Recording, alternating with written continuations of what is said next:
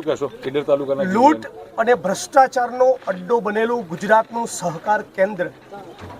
આ સહકાર ક્ષેત્રની અંદર ખેડૂતો, પશુપાલકો, દૂધ ઉત્પાદકો કાળી મજૂરી કરીને, બહેનો વહેલી પરોઢે ઓઢીને જે કાળી મજૂરી કરીને આ સહકાર ક્ષેત્રને ધમધમતું રાખ્યું છે, એની અંદર નકરો સડો પેસી।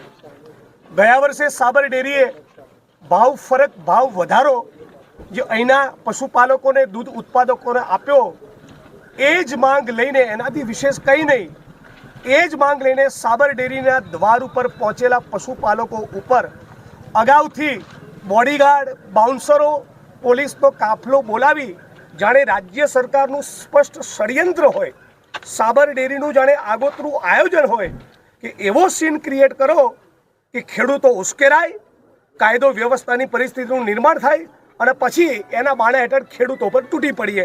અને એ જ ધંધો સાબરકાંઠાની પોલીસે કમલમ અને ગાંધીનગર અને સાબર ડેરીના ઇશારે કર્યો અને જેનું પરિણામ આવ્યું કે ઈડર તાલુકાના ઝીંઝવા ગામના અશોકભાઈ ચૌધરી નામના યુવાનનું બહુ જ કરુણ મૃત્યુ થયું। હું માનું છું કે આ મૃત્યુ નથી, ફેલ જ જાય એ અગાઉથી ખબર હોય એ છતાં એક્સપાયરી ડેટ બાદનો ટીયર ગેસનો સેલ છોડવામાં આવ્યો। લોકોના કહેવા પ્રમાણે લગભગ 50થી વધારે ટીયર ગેસના સેલ છોડવામાં આવ્યા। તો આ દૂધ ઉત્પાદકો હતા, પશુપાલકો હતા, કોઈ આતંકવાદી હતા? હે, ગુજરાતના ખેડૂતો, પશુપાલકોની ઉપર રાજ્યની સરકાર કેમ આટલી ચરબી કુદાવી રહી છે?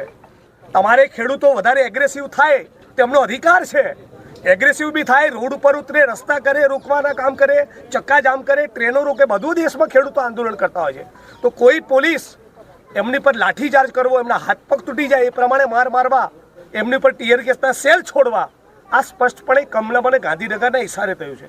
અને એટલે હું માંગણી કરું છું કે પહેલાં તો અશોક ચૌધરી, એમના પરિવારજનોને 1 કરોડનું વળતર ચૂકવવામાં આવે, રાજ્ય સરકારને ડેરી બંને દ્વારા 1 કરોડનું વળતર ચૂકવવામાં આવે।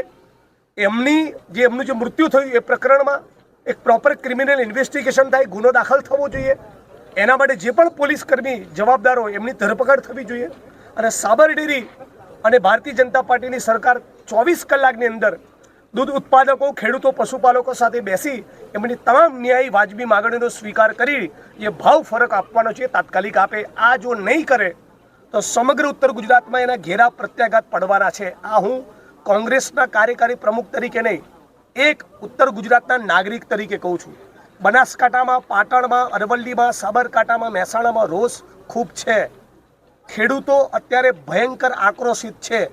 મુખ્યમંત્રી જે પોતાને સંવેદનશીલ અને મૃદુ તરીકે ઓળખાવે છે, એમના પેટનું પાણી કેમ હલ્યું નથી?